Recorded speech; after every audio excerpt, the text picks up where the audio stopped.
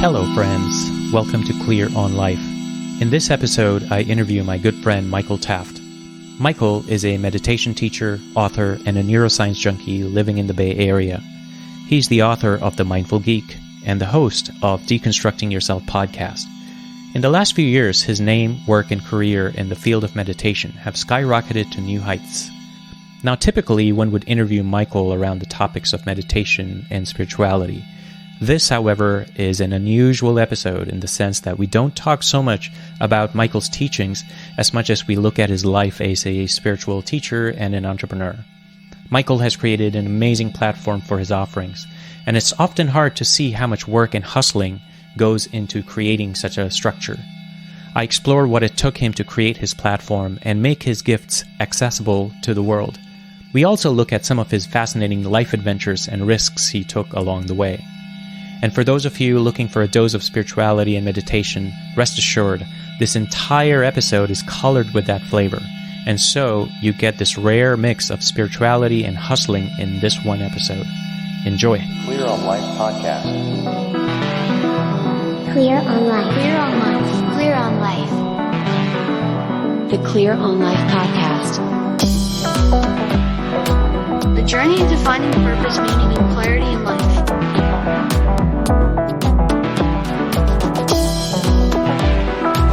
Welcome to the Clear on Life podcast. 1, 2, 3, go. This is the Clear on Life podcast. Welcome, Michael Taft. Thanks for inviting me, Jazz. Seems like you are very, very busy of a person. I am very busy at this point, mainly making podcasts. I make a podcast called Deconstructing Yourself, which is essentially a podcast where I talk to spiritual teachers about weird, bizarre, fascinating, deep, complicated spiritual stuff, meditation stuff particularly. So it's called Deconstructing Yourself? Deconstructing Yourself. So I thought of that term in like 2011 when both you and I were doing a lot of work with Shinzen, and Shinzen's model of mindfulness meditation or vipassana is this very complex model of taking the elements of sensory experience that make up a human being's sense of self. So let's say you're thinking and feeling, and then you divide up the thinking into mental images and mental talk, and you divide up the feeling into emotions and regular body sensations, and then you track those separately. And you use those to kind of disassemble the sense of self, which is a meditative technique, right? And so while we were doing that one day, I was like thinking of that Woody Allen movie called Deconstructing Harry, and I was thinking of a couple other deconstructing words, and I was like, oh God, this meditation I'm doing is called Deconstructing Yourself. It just came to me, right? And so I thought that was a cool name, and so I made a blog called that, which has been around since 2011. Right. I've seen your blog, and I love it. Thanks. Yeah, there's a lot of Jessica Graham on there. There's a lot of me on there, just writing about meditation as we were, continuing to discover more about doing it, more about teaching it. And then gradually she's gone off and done her stuff. And I, in fact, published a book based on the blog and so on. And I started the podcast. So you've been creating a lot of content. You teach meditation to a lot of folks here in the Bay Area, and I take all over the world remotely. So what drives you to do this? It's kind of all I've ever been doing. Creating content has been going since day one. And, my brother was really into painting and drawing and taught me to paint and draw when I was a little kid. And then I remember this moment in about 5th grade where very cheap cassette recorders came out. So this is in the early 70s. And they had these very, very, very cheap single cassette recorders. And I got one for Christmas, and I just started recording everything. It had a microphone that attached to it, and I started making little radio programs. And then it turned out my best friend, also had one. And so together we started making radio programs with 2 cassette decks. And with 2 cassette decks, you can bounce tracks. And when you can bounce tracks, you can edit, right? So we actually made huge hour-long radio programs all by bouncing. And, we're little kids doing this. And wow. we were just completely captivated, totally interested in it. And so this content creation has been a lifelong interest. I've always written stories and created audio and so on. So this seems like a continuation. Would you say that's one of the underlying callings for you? How does content creation fit in? Is it its own thing? Well, it is in a way. It's fun to write and draw and make audio or make video or whatever. It's just inherently fun. But almost always since the beginning, the audio, video, writing stuff that I've done has been related to either spiritual topics or science fiction topics, and often kind of an overlapping of those two. You'll notice even the way that I teach meditation is kind of modern and science focused and a little sci-fi. So they kind of go together for me. And my biggest job in the straight world, in the corporate world, was at Sounds True, which it's hilarious to think of that as straight or corporate because it's such a hippie, company in Boulder. But I love it though. Yeah, it's fabulous. And there, what was I doing? I was creating spiritual teaching audios, meditation, teaching, audio. So it's always been, the two have always come together for me. Got it. So it's amazing that, it's really cool just to hear your story of creating radio shows way back when with your friend, with cassette tapes. We didn't have podcasts then, but you were podcasting back then in some ways. Yeah. Did you have like a reach? Did you have people listening to it? My brother. Okay. Who hated it a lot. He's my older brother. So anyway. Oh.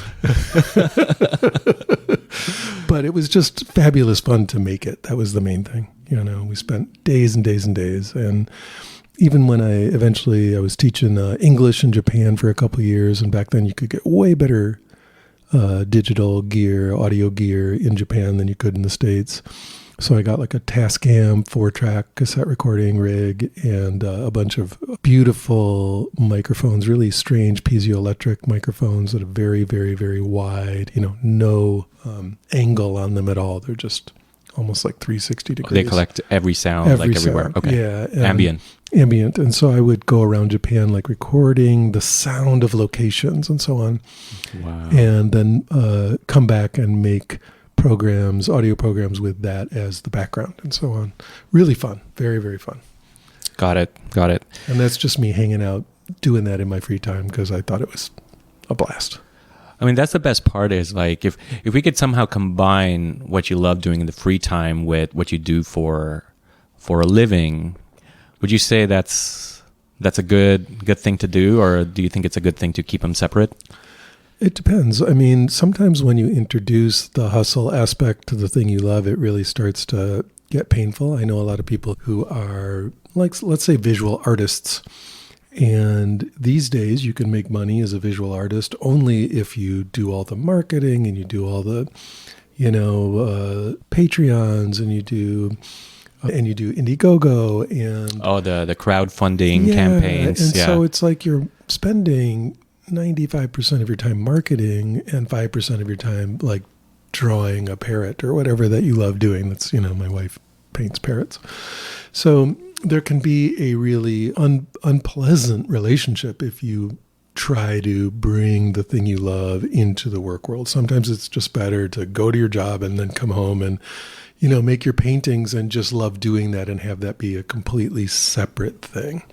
For me, because my work background has always been about the content creation and also as part of the job, working on the marketing, working on the advertising, working on all those components, including I've always been working on the marketing and advertising components for these other programs I was making. And so it's kind of, for a long, long, long time, been intermingled. I've worked on meditation books with meditation teachers and then helped to get the blurbs and the marketing for those. A huge part of what I was doing for years at these various places was that. So it's always been a little bit intermingled for me, whether it's been my own stuff or other people's stuff. And so it doesn't feel quite so, let's say, harshly contrasting to be like teaching meditation and then making content about that, and then also even marketing it or Patreoning it or whatever. It's kind of always gone together for me, so it feels pretty natural. So when you say you're doing marketing, you're doing it all yourself right now? Yeah. Wow. Okay. I mean, depending on what you mean, I will hire people on Upwork or on, a Fiverr or whatever when I need a particular task done that I'm not that good at, or that they can do faster, or they've got the gear to do it quicker or whatever. I'm not going to literally do every part of it myself. And lately my web world has gotten ridiculously complex. I've always been running, all my stuff on a LAMP server, like I take it way further than most people. Probably you could run my site on Squarespace and it'd be fine. Right. But I've got this whole ridiculously complex, like VP, Anyway. Well, you're a geek at heart in some ways. There's a geeky, like I said, sci-fi element in there. So there's like a VPS running a LAMP and stack and, all that. But even at that level, it's finally gotten to the place where I just don't have time to work on every, complex detail of the website and so on. So I have been farming some of that out. What's taking up all your time? What's taking up all my time is the part I like the best, which is working one-on-one with individuals and then working sometimes at teaching large groups. But either way, working with people directly and getting into their meditation journey, getting into what they need and really being of service in that way. That is what feels really good. Is that because it aligns with, you'd say, your life purpose, or how does it work for you? I'm not much for like saying, here is my life's purpose, like that kind of dialogue. It seems a little, I don't know, transactional and harsh to me or something, or overly mechanical. It's more like, not that when other people talk that way, I have a hard time with it. I just don't tend to think that way is what I'm saying. It's more like I have discovered that when I am working one-on-one with people or in a group with people and helping them deepen psychologically or spiritually or work through issues or get better at their meditation or whatever, I am in heaven. I'm focused. I feel fabulously good. And it's been enough years now that I know what to do. Like I'm actually providing value. They like it. And so there's something about that when I'm in that space. I just get very flowy, very, very, very happy. And so I don't know if that's called life's purpose or whatever. But you're loving it. I love it. Okay. And the more I do it, the more I like it. And the more I do it, I get better at it and I like it more and people get more out of it. And so the feedback loop just keeps growing. And I've been doing this meditation stuff since I was a kid, right? Since I was a teenager. And so it's not like a thing I've just discovered or been doing for 5 or 10 years. This is like a 35-year serious, gave my whole life to go to India and meditate in caves kind of journey. So what I have to give back now is that kind of energy. It's not a hobby, right? It's been a lifelong thing. So let's rewind back a little bit. You are so busy right now. You're helping a lot of people and your calendar's full, and I'm kind of super stoked that you took time to record this. Yes. Was there a time not long ago or whenever long ago when this wasn't the case? You were not so busy?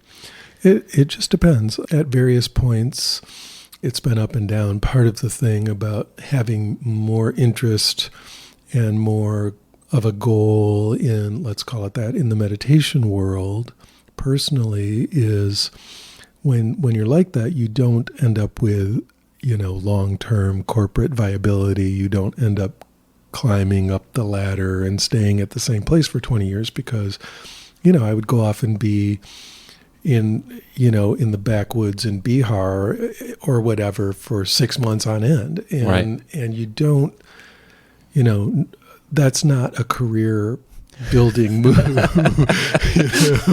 It's a inner life building move. And so based on that, sometimes I've had really, really wonderful jobs, like when I worked at Sounds True. And a lot of times I haven't. I've just been out there in the cold and hustling to get various types of work, and sometimes that work has really been on mission and on point, and sometimes not so much.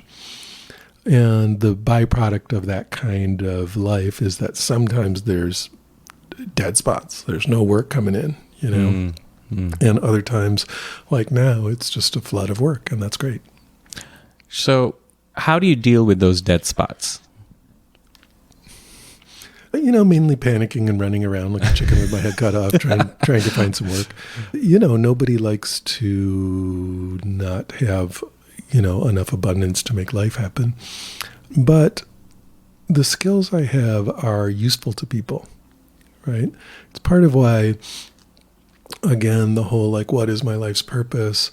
It's an interesting way of framing a question because it's so singular and so alone and so all about the heroic individual. And what I've seen is we're not really individuals. We're communities. We are, groups of human beings. We're tribes. We interact. And, a lot of times I've seen people find what we might call their life's purpose gets drawn out by the group energy. What do people keep asking you to do? What do they want from you? What are you good at? What are the, regardless of kind of what you think your mission is, what do other people think you're good at? And that turns out to be really interesting. So for me, what I noticed is people kept asking me to show them stuff about meditation over and over again, or to help them with their books, or to help them market their stuff, or to help them build a website, or to help them, I've edited or ghostwritten a lot of books because I can do that. And so I've got these skills and people just keep asking me to do it.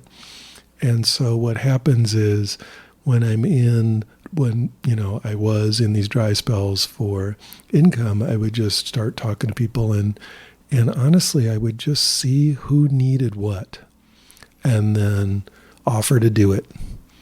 And if you've got skills and you offer to do them and people see that, you get work, So there's a hustle aspect, but there's also a just kind of understanding what you can offer to the world. And I also think there's a really big role in just doing stuff for free.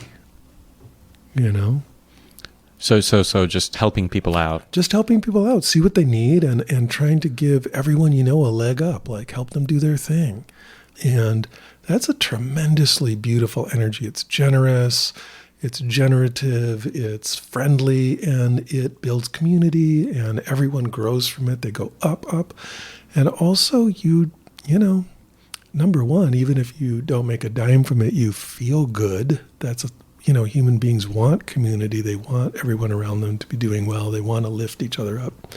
But on top of it, eventually people see what you do and see that you're good at it or not. And if you are good at it, they're going to, want you to do more of it.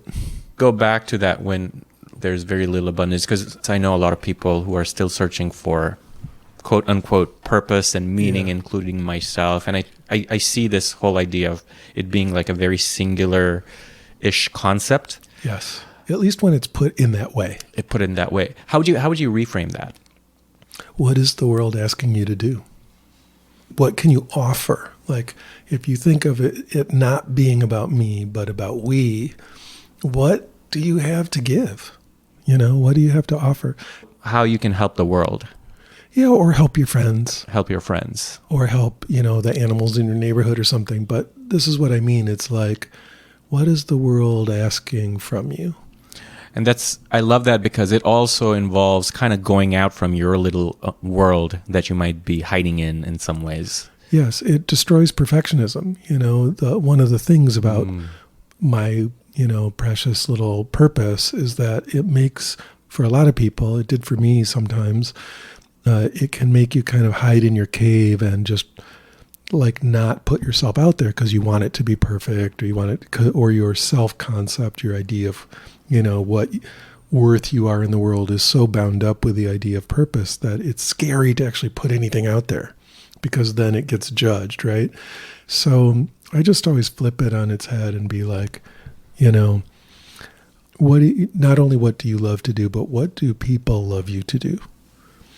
And there's a way that that can go awry. It could be that you want to, do hardcore abstract math that everyone just thinks you're pretty and wants to take pictures of you or something. I mean, there could be a mismatch there. Right. But that's okay too. That's interesting to know that you got this other thing. Okay, maybe you can be a model and try that out, not as a full-time career, but as a side gig while you're working on your abstract math or whatever. It's just interesting to see that this is interactive. It's a community. It's not all about the heroic individual. There's some attachment to this idea of a heroic individual, that I have my story and I want to go through that and show the world kind of thing. Yeah. There's a lot of that. That's our culture. That's every movie we ever watch. Even for myself, I think there's something a little bit toxic in that model, because it's kind of a taker model in a way. Just a little bit, no matter how much you're offering. And I'm not saying this at you in any way, right? I'm just saying for me too, but there's something about, okay, how is the world going to uphold this image I want to make of myself? And so it's kind of a taking in, and to me, there's a real, the move is the opposite. Giving, making, creating, and even if it's kind of invisible. What do you mean by that? In other words, not everyone's role is to be, center stage. And I think in a lot of other cultures, this is more understood. And it used to be even in Western culture, the idea of the person just doing a good job at being a, garbage man or whatever actually had meaning. Right. Doing a good job at doing just a really sort of very important, but let's say non-sexy job was honored. And one of the things that has happened, I would say, at least in my opinion, since let's say the 70s, but especially since social media culture has come in, is that it's got to look like you're the, coolest. Right. And so it's got that sort of narcissistic, spotlights, rhinestone cowboy thing going on that is just sort of brittle and a little bit useless. You know what I mean? Yeah. I mean, we're all afflicted by that right now. That's our culture. And you kind of you can't even run away from it, because there's so much as far as transactions in life that happen over social media that you can't just hide away from it. You can, but it's you will truly not exist. Right. In a cave equally. Yeah.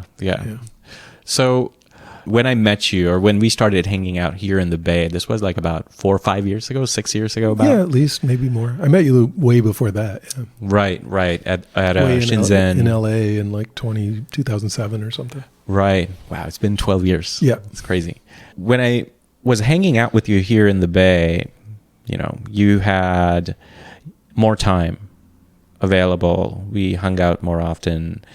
And it's just amazing to see that since then, you're so busy in a good way. You're just occupied with going out there and doing one-on-one sessions and then doing these group sessions like at SF Dharma Collective. And then bigger retreats also. Yeah. And there's one coming up, right? A little mini one, yeah. Okay. Yeah, okay. Here in Berkeley. So, plus now you're married. Yes. Yeah, and back then I think you were not. I was not, and married with pets. Married with pets. How's that? Is that like kids? I don't know, but we might find out. Ooh, so, yeah, cool. You heard it here first. Yes, indeed. Nice. It sounds like you did a bunch of things in life since then, or things happened in life since then that just occupies you in a good way. How would you characterize the differences if you contrasted the life back then and now? A lot more of the doing rather than the setting up for doing. So, back then I was spending a lot more time developing. I'll just talk like a marketer right now. So, sure. developing my platform and creating content and getting the email lists together and getting the, marketing tools together and writing a book, which, writing a book takes a year, of your life to make a book, so that was a lot. And keeping the blog going and, still teaching back then, and also at various points editing other people's books just as a work gig and so on. So there was a lot going on, but it generally, in terms of my own work, it was both doing some of the teaching and developing the platform. And what has happened is that the platform eventually works, right? So, for example, one of my friends is one of the most famous spiritual teachers in the world. And he, I remember way back when, before 2007, let's say 2005, I was working with him on these sort of very rudimentary websites and wikis and stuff we were putting together about his material. And it was a long, long, long time ago. And then he was writing this book and writing that book and, snapping together the elements of his platform. And it just, even just a few years ago, I was talking to him and he's like, yeah, it hasn't really come together yet. It's not doing what I want it to do. And then one day he's the most famous spiritual teacher in the world and making unbelievable, strides in his work world and having best-selling books and so on. And so I realized that this thing that they tell you in I'm sure you've read a bunch of podcasting stuff. They're it might take 3 or 4 years for your podcast to, actually catch on. That's all true. You can sit there laboring like crazy on a platform, just chugging away for years before it does anything. But when it finally comes together, it's weirdly effective. It just starts to really come together as, snowball, effect kind of way. So while you were putting in the hours, did you know this was going to happen, or was it? You never know. But were you taking a risk? Definitely taking a big risk. I'm spending, you're spending a lot of hours, making something that may or may not ever fly. But what's interesting is, again, I did understand from seeing other people do it, that if you do it long enough, consistently enough, it will fly.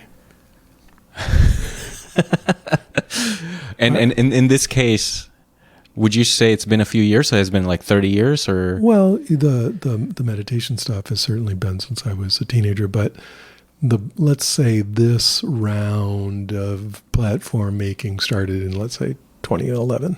Well, when did you realize, okay, we have a platform, it's kind of working, and I'm over the hump? Oh, maybe a year ago. A year ago. Yeah. Wow. Okay. In terms of over the hump, this is really happening now, So there you have it. That was many years of just working away at it. And that's part of why you want to, build a platform out of something you really enjoy doing. Yeah. Because I would just write those articles and make those recordings and stuff just to do it anyway. I just like it, Let's talk about the platform. Yeah. So I'm loving the fact that we have a name for this phenomenon. Yes. Right. It sounds like you're doing a few things. You're creating content, you're creating habits for yourself, you're creating recognition, relationships, other things. That's a little wider than the platform. Okay. So what is the platform? Just think of it as all the stuff you put out there. So books, blog posts, YouTube videos, podcasts, interviews, whatever other content you make, and the way that all fits together is your platform. And so you could think of it, if you use the full term, it would be something like your platform for putting your stuff out there, or the platform of stuff you have out there. In a way, it could be the platform for your ideas or something like that. Right. So it's all the content you create is called your platform in marketing speak. What was that? Was that the biggest difference between, let's say, 2011 and now, where you were able to create an infrastructure where you can have all these things going? Yeah. And, building up that material, like hundreds and hundreds of blog posts and several books and, a huge library of videos and now a big library of podcast interviews and stuff like that. So, yeah, that's the platform. Got it. And what about, as I was mentioning earlier, this idea of something wider than the platform? What else had to come together? Perhaps in your personal life or the way you run your days or nights? Just very slowly you have to go from, gigging for other people to gigging for yourself and make that transition work economically and work, cosmically too. I mean, you don't want to suddenly quit everything and your platform's not ready. On the other hand, you don't want to, be really instrumental to someone else's business and then just leave one day with no notice, stuff like that. So there's this kind of, I think in the community of people who talk about fulfilling their dreams in the work world, there's kind of this thing about there's like a mystique around quitting day. The day you quit your straight gig and go for it. And it's a cool, interesting, like mystical concept, right? Quitting day. And people live for that, but you want quitting day to be good for everybody. You don't want to be leaving anybody high and dry, including yourself. You want it to be like a nice transition that's sort of sane and reasonable. And of course, if you're in a work situation or a corporate situation where it's kind of faceless and they don't even know who you are, and if you left, no one would care, that's different, Right. But I don't work in those situations. Right. I mean, I feel that you and I both are fortunate enough to not have to do that kind of hustling. That's right. Now, you also mentioned that you were hanging with a friend who now is this very popular spiritual teacher. Yeah. And so you were hanging with the right people too. Yeah, and not only recently, but all the way back in the 90s when I was working at Sounds True. What did we make there? We made platforms for spiritual teachers, right? Essentially. And so the skills for doing this I've been learning them for a long, long time. In fact, one of the first things I did, I got hired at Sounds True to ship boxes, right? Just in the shipping department. But then when they had an opening come up in the front office for someone who could write advertising copy for the catalog. It was a mail order catalog back then. And I said, I can write advertising copy. And of course, I'd never done that before in my life, but I just like writing. And so I got trained by Devin Christensen, who used to be one of the co-owners back then of Sounds True, and he was an old school. He still is. I think he's still around. He's an old school direct mail catalog guy, and so understood the principles from like the 50s of how to, not that he's that old, but like from the old days of how to really make catalog copy work. And so I learned how to write sales copy. Well, if you're going to have to market yourself for the rest of your life, that turns out to be a really useful skill to have. Right. Right. And so it's just been slowly building. So you seem to have a knack for going into situations where you can learn what you think might be useful to you down the road. Somehow that has ended up being the case, yeah. Yeah. Then that's not a waste of time in any way. That's just amazing that you are a student in some way, and yet this is going to pay off down the road. Not that you're thinking of it, but... Yeah, I never thought of it that way. It only looks like it all came together in retrospect. Right. At the time, it's just like, just like you, Jazz, you like to learn. You learn photography, you learn music, you learn everything, right? You're into it. That's why we're friends, or one of the reasons we're friends. I like to learn all the time. And as long as you just keep learning, and like I said, I was being useful, like they liked, for example, the catalog copy I was writing and paid me to do it. And then I'm like, now I want to learn to make the programs. And it turned out, like I said, I'd already done so much editing and recording on my own because I just like to learn, that when it came time to produce programs, I already knew how to do it. And so suddenly I'm producing programs for them. And, you just learn. Right. Just keep learning. And it turns out that's useful. and fun. And you're always excited and into it. There's this sense of curiosity and also this playfulness of being that actually helps with that. And the one thing that I've found that kills all of that really just right away is any kind of fear. Fear seems very effective in killing that spirit of let's go find out what's going on there and let's have fun and see what happens. Yeah, spontaneity doesn't go well with fear, right? Right. And curiosity and fear are kind of opposites in a way. And, I think it's sort of facile to just tell people, well, don't be afraid or whatever. I mean, our fear is there for a reason. Right. It's true that if you're about to be evicted out of the street, you might want to go with the fear and go get a job at Starbucks or whatever till you, to earn your living while you figure out what you're doing, right? Sometimes the fear is the right move. But, I say that as someone who is willing to just take a boat to North Africa and just hitchhike into the desert and stuff like that. I've done a lot of really, You've done that? Oh yeah, a lot of really crazy, dangerous stuff, and without any safety net, and just not knowing how I was going to, end up making a living ever. And so every once in a while, the fear has pulled me back from, the brink and been like, dude, just, go get a job for a while. Do you ever look back and see yourself going on this adventure and you say, what the hell was I about to do? Oh, none of it makes any sense in terms of anything logical. It was all following kind of an intuition or following just a fun idea. Mm-hmm. And it's not like I was born rich or something. I mean, this is all on the edge, right? Right, right. So it's definitely gambling in a certain sense. Mm. And when I look back, it just seems like a magical journey in the real sense of magical, where it's a little bit terrifying and a little bit like you can't understand it and a little bit kind of hidden and also wonderful.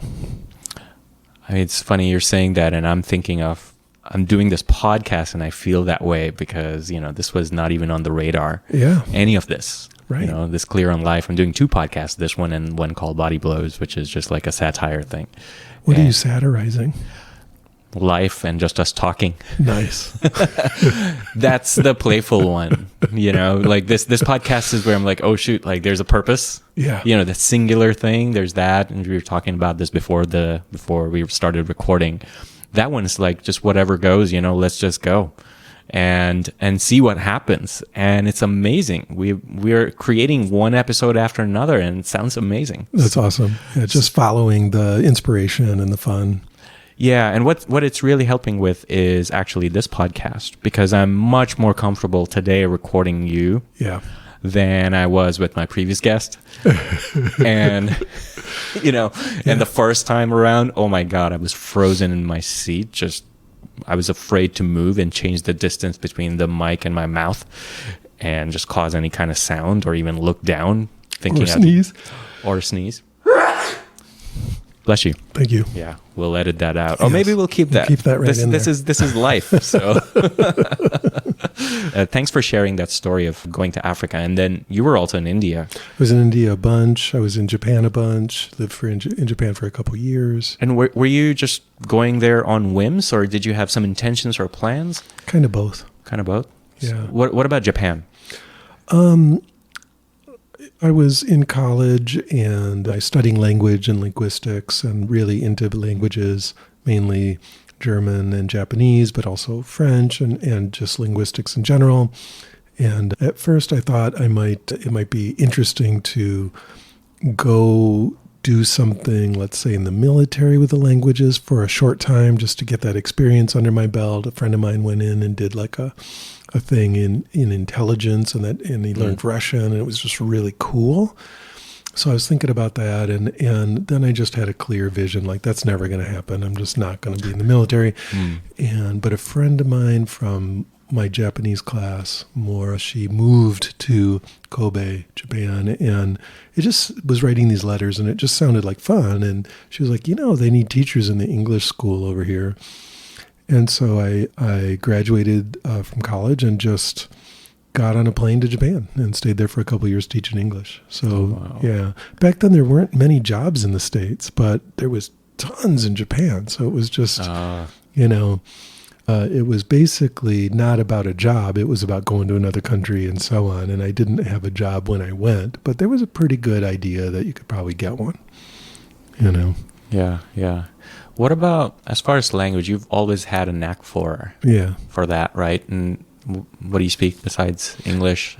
No? The main thing that I still can do, because I studied it so extensively, is German, And I really, after being in language class for so many years in so many different schools and so on, I really appreciate the app Duolingo. It's really well made. And actually, you can really learn a language with that. So I've been, because we're here in the Bay Area, learning Spanish on that. And, my wife speaks Hungarian, so I have that on the app too. But Hungarian is, not really related to... Oh, yeah. It doesn't have a parent or something? It's related to Turkish and Finnish just a tiny bit. Okay. But there's very little overlap between, let's say, English or German and Hungarian. Now, it's the same thing with Japanese. There's very little overlap. So in one way, Japanese was equally foreign, but it's very easy to pronounce. Japanese? Yes, super easy to pronounce. And Hungarian, it turns out, is really hard to pronounce right. Oh, interesting. But it's fascinating. It's a really cool language and challenging. Right. Isn't there studies out there that talk about how knowing a second language actually does amazing things for your cognitive abilities? Oh, yeah, absolutely. Now, what you speak like Hindi and English? And a little Russian. Yeah. And actually, funny, I have Japanese on Duolingo right now. Nice. Yeah. What about other Indian languages? I don't. My parents spoke dialects of Hindi. Yeah. In the Bihar section. It's funny. That's where you were. I was mainly in Gujarat, but yeah. Okay. So I could sort of understand what they were saying. My mom's side was a different dialect from my dad's side, and definitely helped me with my English, funny enough, because just the way of relating to languages really helped me get into English when I was getting into it. Right. That makes sense, because you already had understand parsing other languages. Yeah, and it really helped me learn Russian when I was in college. And I had these ideas of maybe I'll go to Russia and perhaps teach English there. Nice. Yeah, I always have this fantasy that one day I'm just going to go to Japan and teach English there. That sounds so cool. Yeah, well, do it in the 80s. It was really fun. All right. It's got to time travel a little. That's right. Yeah. So the theme that I find in, going with the adventures, and you just go off and you're doing what you're doing, there's this sense of give and take between like the sense of life flow, like the life is just happening, versus you going in there and creating structures. Yeah. Do you see a distinction between those two? Do you have to have a balance between those? Yeah, it's interesting. If you check out some current neuroscience research from this English scientist named Friston and also Carhart Harris, they've done some very, very fascinating work about the ratio of chaos in the brain networks versus structure in the brain networks. So in the human brain, you can be using the same networks over and over in a really structured way, or you can be switching between networks in this really kind of fluid way that eventually is more chaotic than fluid, right? So it's this sort of spectrum between totally structured and totally chaotic and everything in between, in the way that the brain is using its networks. When you say structured in the brain, is it that when that happens, you're seeing your life in a structured way? Well, let me talk about this. I'm going to get there. Okay. So, what's fascinating about this is that when they found that when the brain is being very structured in its networks, accessing the same networks over and over again in a very predictable way, when that reaches, a certain level of superstructuredness, the person is depressed. It's too predictable. It's too ruminative. The same thoughts happening over and over. It gets really flat. And then moving in the other direction towards less and less structure, it starts to lighten up. It gets more spontaneous. It gets more creative. Creativity is, of course, got some chaos in it. It can't be too, you got to be able to get outside the box. That's what that phrase means, right? You're outside the structure. And that gets more and more uplifted, less and less depressed, and then eventually more and more energized. And then when it starts to be too much, it starts to get manic. And then eventually it's actually psychotic, right? Too chaotic. It can't hold anything together or make anything happen. And I think this is, of course, a beautiful metaphor for the thing you're asking. You need structure and you need to be able to create structure, but just enough to stay creative, to stay energized, to make stuff happen. If it gets too structured, it's incredibly boring and stultifying and depressing. Although some people love it. For me, that's just I can't stand it. On the other hand, you can push the envelope the other way where it's just so chaotic that you can't get anything going. There is no platform. There is no support. There is no community because you're just switching, and nothing builds. So I wouldn't say there's a Goldilocks spot, but let's say a Goldilocks zone in there where there is structure and support that you're creating, but there's also like spontaneity, creativity, room to move, room to try new things and stuff. And in that Goldilocks zone, things can just really, hit these flow states, really beautiful interactions, maybe even whole communities, that are where each person is really doing their thing. So that's how I see that. Well, how do you find that Goldilocks zone for yourself? How? I mean, that's just intuitive navigation, right? Like if it starts becoming overly structured, you just take a trip or something, like do something really non-structured. If it's becoming too chaotic, and you're starting to fall, like the metaphoric cloth isn't even holding together, you got to start doing stuff in a more patterned way and kind of weaving the cloth a little more tightly, right? And somewhere in there you'll feel it where it's like, oh, I'm managing to make a living and managing to have a community and managing to be healthy, and at the same time finding some creativity, or a lot of creativity, finding joy, spontaneity, play. Do you have an example from your personal life on perhaps going towards too much chaos and creativity, and another one where it got too structured? Like, do you have any instances where you had to pull back and go back to the center? Oh, sure. I mean, especially up until, let's say I was 35 or something, the whole story is about going and working and just having to quit because it was too structured. It was just all too structured. And so it was very hard at that point to let any structure happen. And so it would just be like plugging myself in, getting a thing going, and then after a while, let's say 6 months or something, just being like, yeah, I can't do this anymore. And what I would find is that, for example, all through college, I worked my way through college. I had a regular 40-hour-a-week job while I was doing 17, 18 credits, kind of a thing. And so I did stay at those jobs, and those tended to be really, the local food co-op or whatever, where it was loose enough and open enough and fun enough and creative enough that it didn't feel stultifying to stay in the thing. And so there was a lot of that, and stuff that was just too much for me, too stultifying. I think I run way more towards the chaos end and the intensity and the let's mix things up end. And so often I would end up out in the desert in Morocco, and who knew what was happening, or in some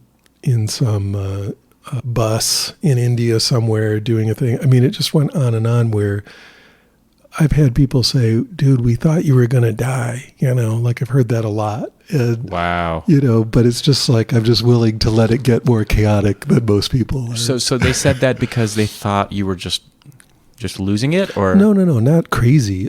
Just so out there, not holding the threads together enough, in the Bay Area, I see people like that. Every now and then. Yeah. Yeah.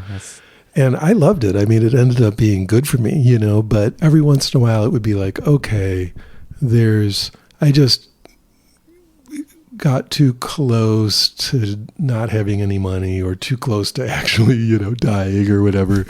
Time to just back it off and mellow out and like work a job for a while and sort of bring the threads back together.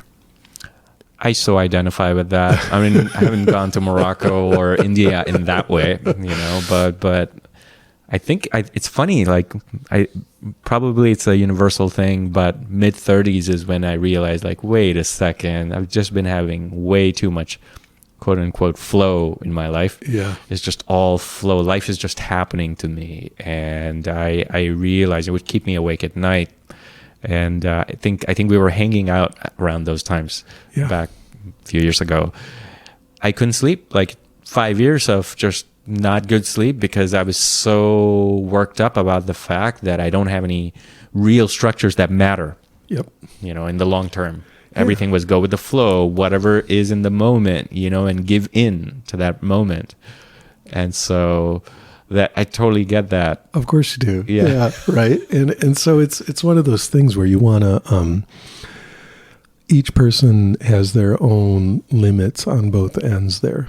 You know, some people default a lot more towards the safety, and they're going to tend to be probably in more of a, they're going to probably tend to be more depressed. And then there's people who default more towards the chaos, and they're going to tend to be more like manic-y or intense. Right. And we want to kind of find a good spot in the middle where it feels just right, and where you're not only keeping yourself going, but helping other people, keeping other people going, being useful to a community, being a part of a community. And even the whole idea of community, you know, that's already a structure. And so that is, in the long run, so much more satisfying. Talking about community and the idea of helping people, if you find someone near their edge, either side, chaos, creativity, or structure, have you encountered that in your friends? And is there a way to help them with that? Sure. I mean, I would just say, number one, I never assume I can help anybody, right? I mean, there's something kind of arrogant in the I'm just going to go in there and help them kind of attitude. And I found over the years when I had that attitude really strong, it usually bit me and them in the ass. Sort of this unasked for kind of intrusion. And so I tend to not think that way anymore. It's more like if I see that they're literally asking for help from me in some way, then I will really offer serious tools for helping with both of those things, either too much into the structure, too much into the chaos. You know, after all these years, that's like a place I really understand and how to work with both of those ends of experience, or those kind of goal, or those two kinds of diametric poles of experience. But it's really important that the person is asking you, you know, and that you then are offering into a space where it's openness. Yeah, I see how that can be very arrogant, that you think you know, and you probably know better than them, so you could probably help them out, and they totally deserve your help, blah, blah, blah. You know, that's just so intrusive. It's also intrusive, and also, honestly, it will, even if it's totally non-arrogant and totally just beautiful and coming from an open heart, it's got to be asked for. Right. So I guess it's okay to care for people, obviously, and then be concerned for them if you see them going on a certain path. That's right. But it's different to be like, now I'm presenting you with help, you know. Right. It's fascinating coming from a person who does help a lot of people one-on-one, but so you have this nuanced view of how to approach this. Yeah, if I'm going in there, well, number one, they ask for it. They're coming to me, you know, wanting that. And number two, you know, I'm not thinking that. And number two, I'm giving them the kind of help they're asking for. Specifically, It's like, hey, help me to meditate better, help me to do this or that with my, spiritual life or my meditation life, or maybe with my work regarding my spiritual life, that kind of thing. I have tools for that. I can help them. And the very many times in my earlier life where I would just see anybody in trouble and try to help them in the ways that I thought they needed it, that usually was kind of a catastrophe. Always? Not always, but it's just that thing where you think that's already like, well, maybe you don't. I mean, being there for them is totally a different issue. I see. Yeah. You're not deciding for them. Not deciding for them. You're not saying you're the authority. Yeah. You're not saying, and so when it's like side by side and it's just your friend and they're having trouble and you're there for them, that's one thing. When a person comes to you and is like, hey, you are an authority on this topic, please help me with this. It's kind of a different vibe.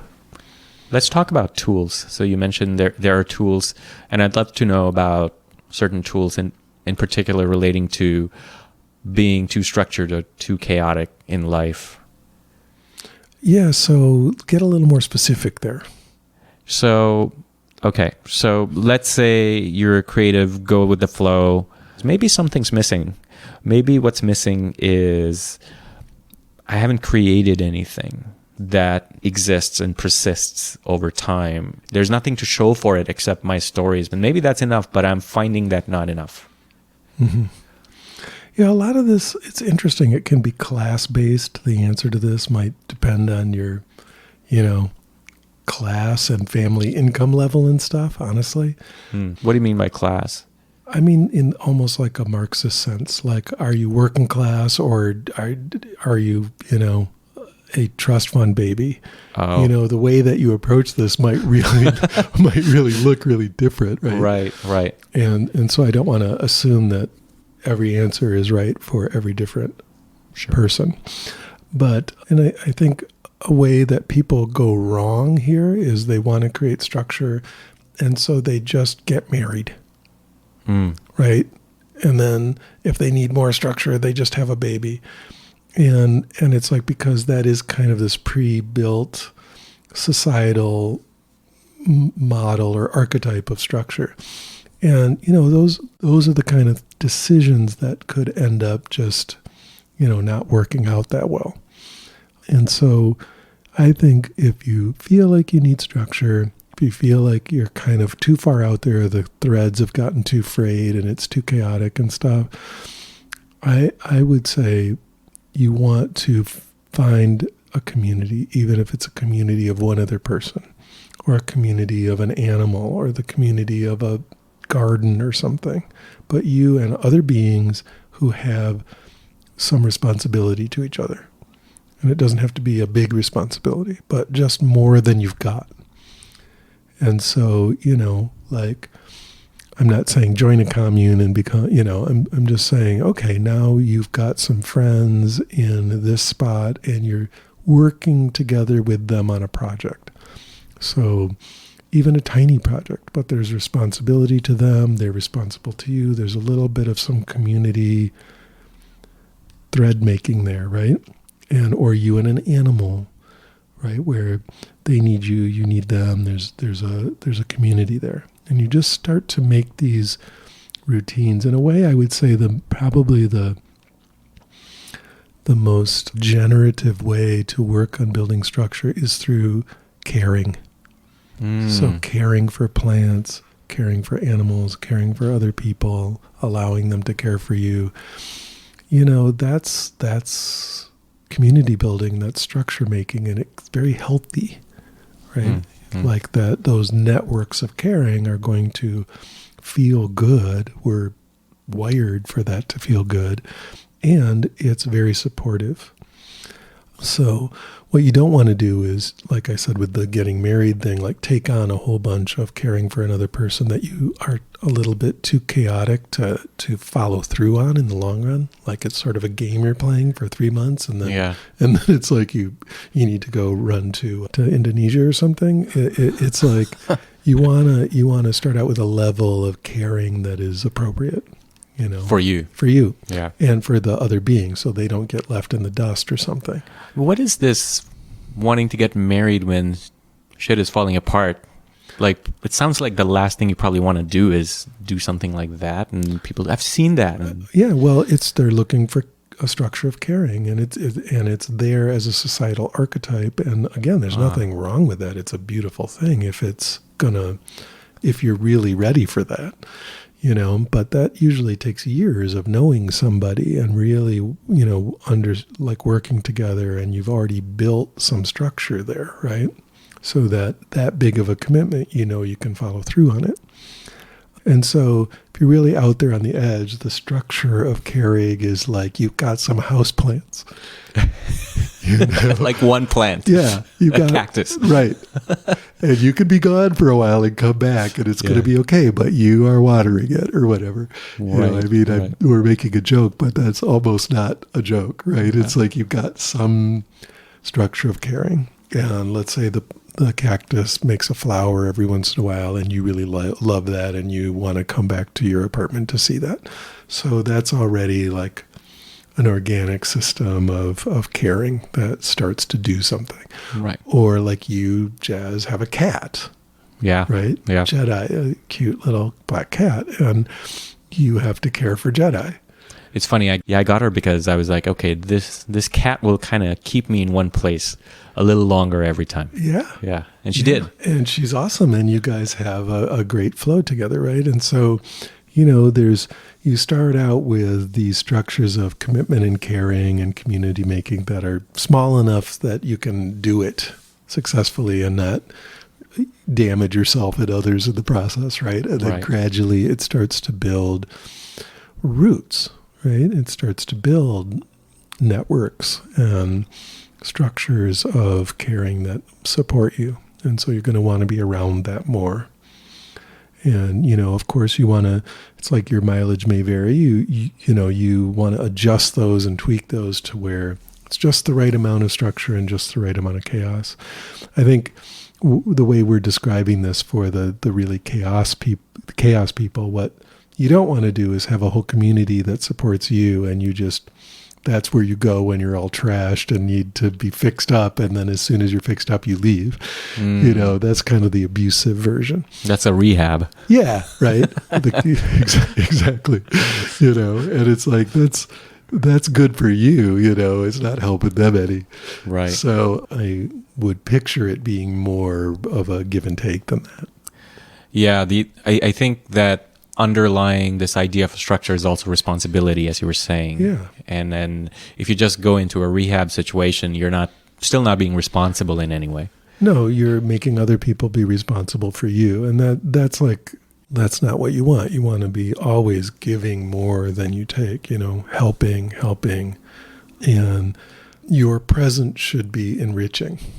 Right. Right. Not depleting. So I can check that box because check the box of, okay, I think I brought more responsibility in my life and it feels really good, actually. Yeah, you're good at it. And the one thing that I feel needs attention is this idea of what you're talking about, this hero's journey concept and this paradigm of, okay, this is my life, I better, do something and then, show the world and everything else. And so how much time does one spend in their world fixing things and working on things and creating structures versus how much time do they spend going out there and being with the world? Is there any tool that comes to mind with that or a practice of some sort? So it just gets you out of your own little reality? I would just say if you feel like you're stuck in your own little reality and there's too much of a feedback loop, go do something with other people right now, and it's very similar to the chaos versus order dichotomy. The sort of like individualism versus collectivism dichotomy is very similar. So probably our culture has gone way too far in the individualism level where it's all about our individual hero's journey and we end up very, very alone and brittle if we take that too far.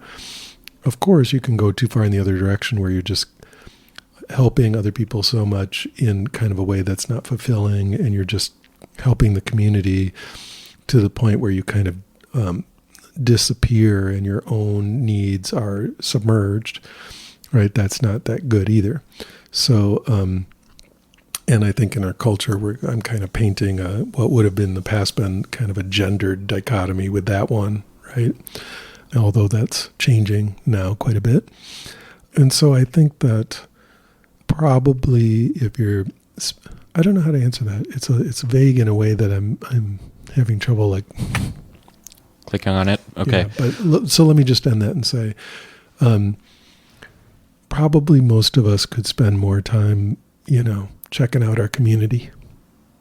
So I'm noticing there's these spectrums like chaos versus order, and then individualism versus collectivism. And you want to find this sweet spot for both of these. And a lot of times, like at least in my life, the issues have occurred because it was skewed to one side in both of these. Those are the big ones, honestly. I feel like most people are, you can have it as a theory in your mind, but what really matters is that you thrash back and forth wildly between them, and eventually sort of, you kind of understand both ends of these spectrums better and better, and it starts to find a spot in the middle in kind of an organic way. If I did think of a third one, it would be something about what used to be called like Apollonian versus Dionysian, the world of ideas versus the embodied world of feelings. I think people can get really too much into the mind or really too much in the body, and either of those are also pretty toxic, or they have big, clear failure modes. And having a nice mix of being able to think well and feel well is super important.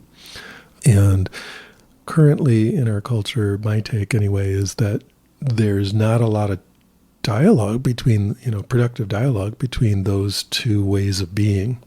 It's either super rational, sciencey ideas, or it's like all emotions, all feeling, all squishy and gooey, but no clarity. And both of those are necessary, to be a healthy person.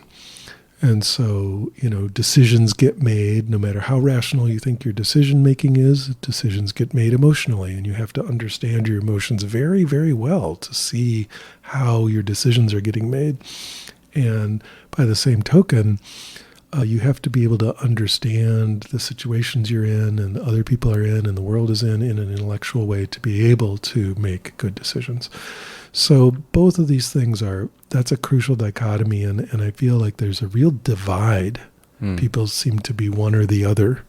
Right, right, yeah. I have friends in both those worlds, and they don't get each other. At all, and you see how each world has its own kind of problems. Oh, yeah. That are really predictable. And frankly, stifling, especially if you come into that from another place, and you just don't know what you don't know if you're in a world and you're fully in it. Perhaps you just don't realize that there's something else possible, right, beyond the confines. Well, and you get good at doing what you get good at doing, and then you're good at doing that, so you do more of it. You reinforce the easy part. And so it's always good to stretch outside your comfort zone and this is the thing about learning new stuff, right? You got to go back to kindergarten often. Right. Go back to the basics of something new. Go learn Hungarian because, it's hard, and just you'll feel, humble for a while to really get into the stuff that's not easy. Right, right. Going back to tools and the fact that you teach meditation, how with these dichotomies, I'm guessing that meditation has a net positive effect in bringing you to the center? Absolutely, yeah.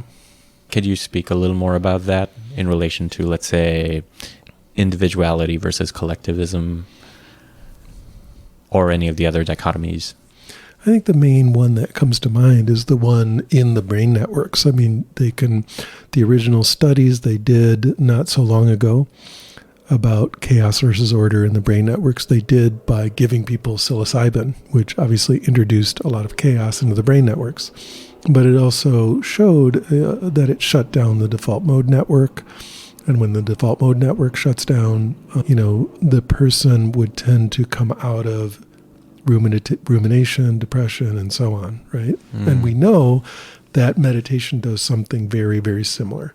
It starts to break that connection between the big nodes in the default mode network and starts to go into task positive network or other networks of the brain, again, breaking out of the depression cycle or the overly structured cycle.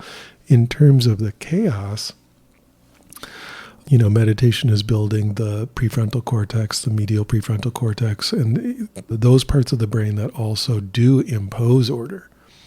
And so most of the studies seem to be showing that it actually helps you regulate better between this chaos and structure in the brain networks.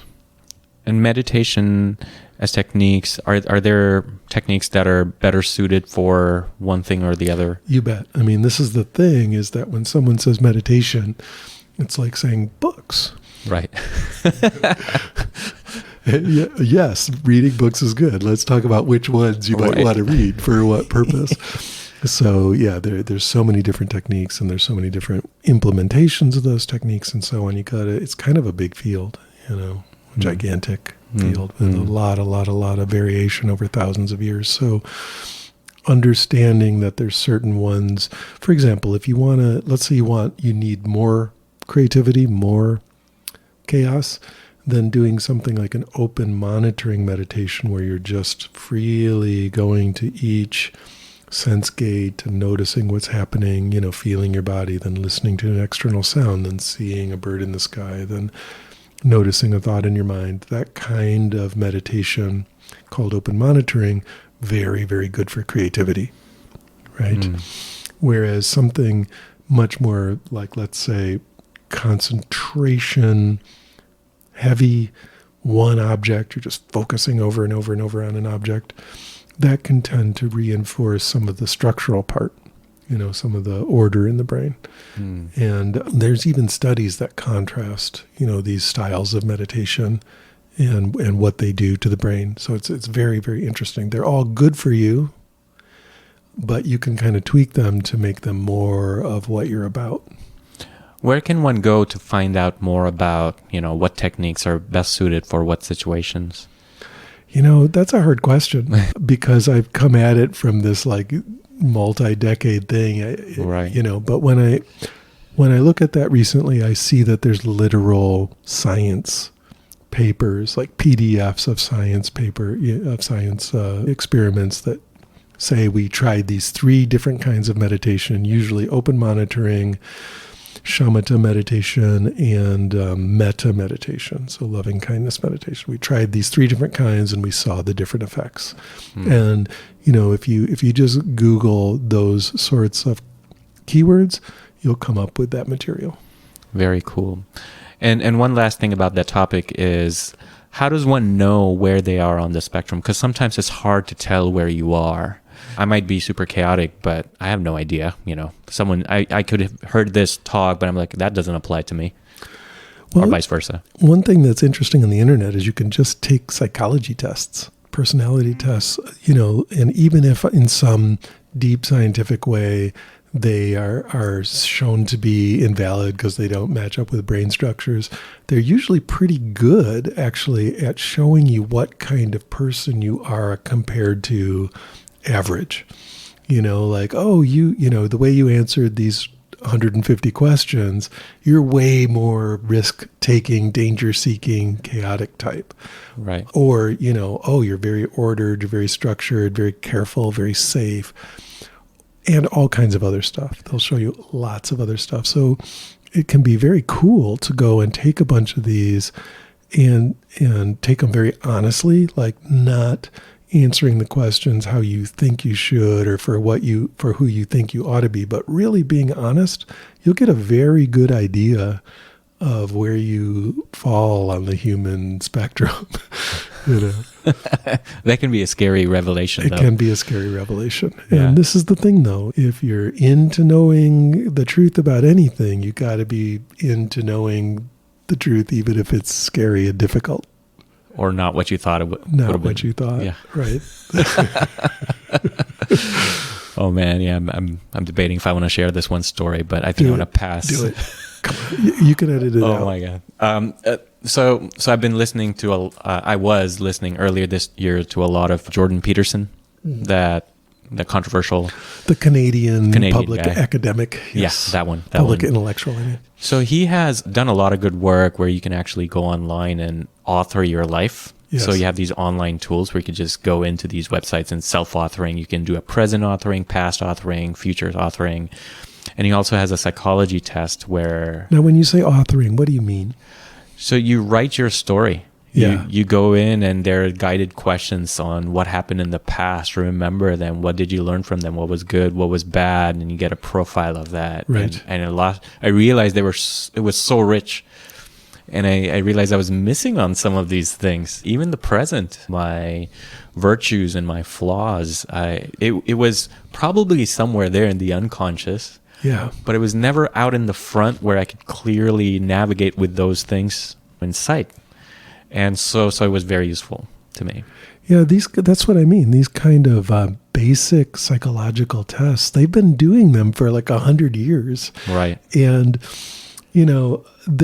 these sort of tests get criticized a lot because, again, in the current evidence-based psychology world, they might not add up. But in a way, that's not what we're looking for. We're looking for what the test was designed for, which is to say, what kind of personality do you have? And that is what they're good at. Yeah. Right? Yeah. And even the self-authoring stuff, that kind of material, again, that is sort of basic psychological kind of work. Right. That is totally worth doing. Yeah. Right? Yeah, it's very helpful. And it has effects on attachment, right? And all that. So it's very, very cool. It was amazing. I found out why sometimes I would turn cold when people were in trouble. Yeah. Yeah, it was related to a story in the past, and just looking at them like, oh, this is what, and I was able to let go, and this was not some deep meditative work. It was just contemplating and seriously thinking about something. That's right. Yeah, and so again, to answer your question, these tools are out there, and they're totally worth it, right? You can get a lot of insight into your basic deal, and I think the biggest possible pitfall there is if you don't listen to them. Like, no, that's not right. Right. It's like, well, maybe it is. And maybe it's something to think about, Right, right. How would you say mindfulness plays a role in clarifying this? Because it's at a very microscopic scale, right? Rather than at a bigger macro scale. It can be. In mindfulness, there's many different levels and many different types. So yeah, you can, as you know, you can go in on the super micro scale of mindfulness of the feeling of the air passing over the hairs in your nose or something. And that's actually really useful for spiritual insight. But you can also back out and do mindfulness of thoughts and feelings and don't go into the microscopic, but stay with the content. Like actually notice, okay, I'm having this thought with this content. I'm having, you're not going into the vibratory quality of the sound of the thought, which is what you would typically do in mindfulness. Instead, you're on purpose staying back in the content. And then it's not just the body. It's not just, the feeling in your foot or something. It's literally the content of this thought. And then this particular emotion. And then this other thought, and then this other emotion, and you keep working with it on the content level. Like using Shinzen, our shared meditation teacher, using some of his techniques of working with thought and feeling in that way, but backing out, instead of going way in, backing out into the content level like I've described. I've done that for stuff that was very psychologically hard, really hard. And doing more of an analytical kind of mindfulness where it's back and forth with the content and seeing how it's almost like the pinball machine of the mind and the body are bouncing off each other, and really watching it until the insight arises of, oh, that's what it's doing. That's what the issue is. That's why this comes up. We don't really think of meditation as being about that, but you can use it that way. Yeah. You just have to kind of adapt the techniques. Yeah, I mean, hearing that, I'm thinking that there's a misconception about meditation. At least I had that it's always about going deeper and deeper and deeper and finer, zooming in and in. There was no zooming out. Yeah, that's a good misconception to have, right? That's how you go deep in meditation. But sometimes what's keeping you from going deeper in your spiritual journey is your psychological journey, right? There's just... Or getting a job. Right? All that stuff. And so, you can adapt these techniques and use them in different ways. Okay. Yeah. Okay. How do we get in touch with, like, someone listening to this podcast gets in touch with you to get your meditation advice? Deconstructingyourself.com. Okay. Everything is there. The podcast is there. The blogs are there. The books are there. And, forms to write me emails are there. So that is the absolutely easiest way. That's awesome. What's next for you? Are you going to keep doing this, what you're working on right now, helping one-on-one? I'm going to keep working with people on meditation in whatever way. So that might look a lot of different ways. Retreats, one-on-one, more audio and video. I'm really, really enjoying it. And I'm doing collaborative stuff and with other teachers. And so that just seems to be where all the energy is. And I'm really into it. That's awesome. Yeah. Any more books coming out? One thing that's interesting is that The Mindful Geek, the book I wrote a few years ago, is starting to get put out there for foreign language rights and stuff. So that seems to have a bunch of energy. And I'm working on several books, but having already written my books and other people's books, I know how much work it is. Yeah. And so I keep procrastinating because once you get in there, it's like, it's a lot of hours to finish that thing. Yeah. So to clarify, you don't have a problem with the hours. It's just that there aren't enough hours in life.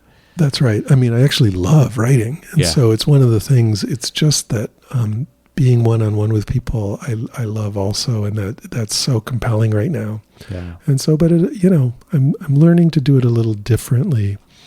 Whereas before I would just block off time and just dive in with a person or with a book. With a book. Okay. And now it's just gonna have to happen in tinier time chunks. Be a little bit more like parceled out over a longer period of time in little chunks. So you're not going to disappear for a month. Correct. Onto an island. Right. Writing a book. It would be more like disappear into the local coffee shop, but yes. Do nothing but drink coffee and write, And you're able to do that. I've seen you work sometimes and you just go in and you're gone. Yeah, no, I'm good at focusing. Wow. I mean, that's another skill. I just want to call out that's an amazing skill. Well, you too. I mean, when I've seen you can just start a business and that's all you're doing for like months, right? And you just dive in. It's cool. Focus is one of those skills that if you don't have it, just do the meditation to learn to do it. It's something that neuroscience and meditation research has shown you can really build no matter how much ADHD you've got. If you work on concentration meditation, you will get good at focusing. It's a general skill to have. It's a general skill to have. It makes you better at almost everything. And it's, luckily it's a thing that can grow, right? It's not a thing, it's not a given, it's a variable. So you can build it. So to improve life right now, go to deconstructingyourself.com, read some of those articles, practice some of your meditations, get the Mindful Geek book. And that's a really good one, right? Accessible in many ways. It's very accessible. Yeah. Yeah. It was written to be super accessible. Yeah. And that teaches you mindfulness teaches you mindfulness that you can use right away without believing in any particular religion or going off to a monastery or getting all weird with ritual or something. It's just enough meditation and it will fit into your life. Well, Michael, this was a pleasure. Yeah, thanks, Jazz. Thank you so much. Yeah. Let's do this again sometime. Let's do it again. All right. Thanks, Bye. man. Bye-bye.